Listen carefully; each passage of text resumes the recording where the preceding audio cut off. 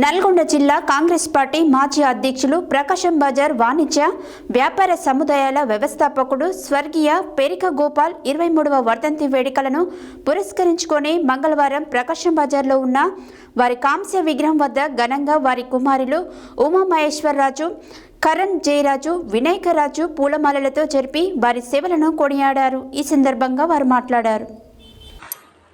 నల్గొండ జిల్లా కాంగ్రెస్ పార్టీ మాజీ అధ్యక్షుడు ప్రకాశం బజార్ వాణిజ్య వ్యాపార సముదాయాల వ్యవస్థాపకుడు స్వర్గీయ పెరిక గోపాల్ 23వ వర్ధంతి వేడుకలను పురస్కరించుకొని మంగళవారం ప్రకాశం బజార్లో ఉన్న వారి కాంస్య విగ్రహం వద్ద ఘనంగా వారి కుమారులు ఉమా మహేశ్వరరాజు, కరణ్ జయరాజు, వినాయకరాజు పూలమాలలతో జరిపి వారి సేవలను కొనియాడారు. ఈ కార్యక్రమంలో వివిధ రాజకీయ నాయకులు, ప్రజా సంఘాలు, కుల సంఘాలు, స్వచ్ఛంద సంస్థలు, మైనార్టీ సంస్థలు చెందిన నాయకులు పాల్గొన్నారు.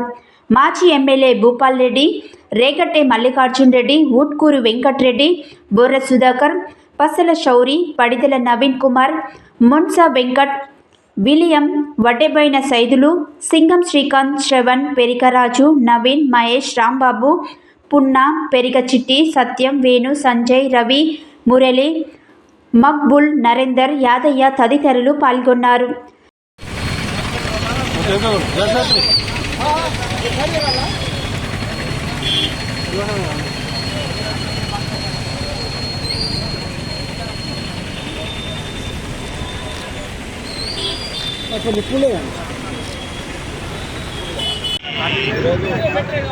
నల్గొండ పట్టణంలోని పెరిక గోపాల్ గారి వర్ధంతి కార్యక్రమాన్ని దళిత సంఘాల ఏకాస పక్షాన ఘనంగా నిర్వహించుకుంటున్నాం. మీ అందరికీ తెలుసు, స్వాతంత్రం వచ్చినప్పటి నుంచి నల్గొండ పట్టణంలో దళితులకు అంటే ఎస్సీ, ఎస్టీ, బీసీ, మైనార్టీ సోదరులకు ఏ రకమైన ఇబ్బంది ఉన్నా, ఏ రకమైన ఆపద ఉన్నా కానీ వాళ్ళ వెన్నంటే ఉండి సహాయం చేసినట్టు వారు పెరిక గోపాల్ గారు, రాజరత్నం గారు. ఈరోజు నల్గొండ నడిబొడ్డున ప్రకాశం బజార్లో ఉన్నటువంటి సుమారు 250 పైచిలుకు మడిగలలో ఇంతమంది పేదవాళ్ళు వ్యాపారాలు చేసుకొని ప్రశాంతంగా జీవిస్తున్నారంటే ఆ రోజులలో వారు పోరాడి సాధించినటువంటి ఈ సాధన.